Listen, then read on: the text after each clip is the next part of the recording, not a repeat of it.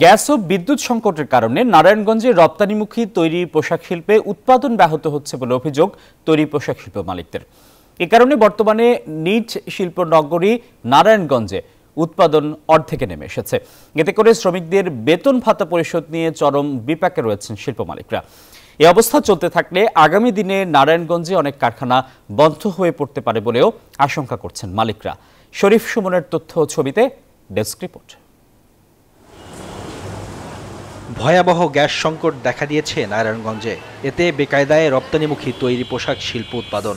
চাহিদার তুলনায় পাইপলাইনে মিলছে না গ্যাস। এনজিওর কিস্তি প্রথমবার বিকাশ পেমেন্ট করলেই 20 টাকা ইনস্ট্যান্ট ক্যাশব্যাক। গ্যাস সংকটে উৎপাদন প্রায় অর্ধেকে নেমে এসেছে। কারখানা চালাতে হচ্ছে ধুকে ধুকে। উৎপাদন বন্ধ থাকায় অলস সময় পার করছেন শ্রমিকরা। গ্যাস বিদ্যুৎ না থাকার কারণে আমাদের আয়টা অনেকটাই কমে গেছে।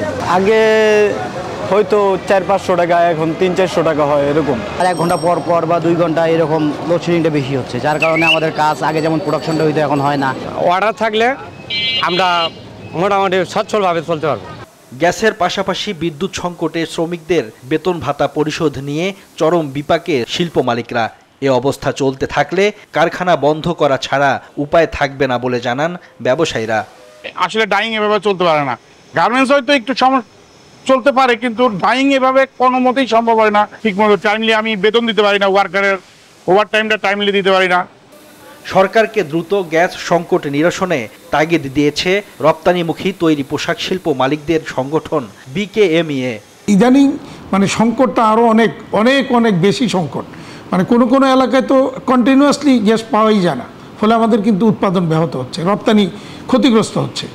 তো এইটা যদি চলতে থাকে তাহলে আমাদের পক্ষে ইন্ডাস্ট্রি চালিয়ে রাখা খুব কঠিন হবে। জেলার বিভিন্ন এলাকায় ডাইং কারখানা, স্পিনিং মিল, পোশাক সহ বিভিন্ন ধরনের 1000 শিল্প কারখানা রয়েছে। Desk report, news 24।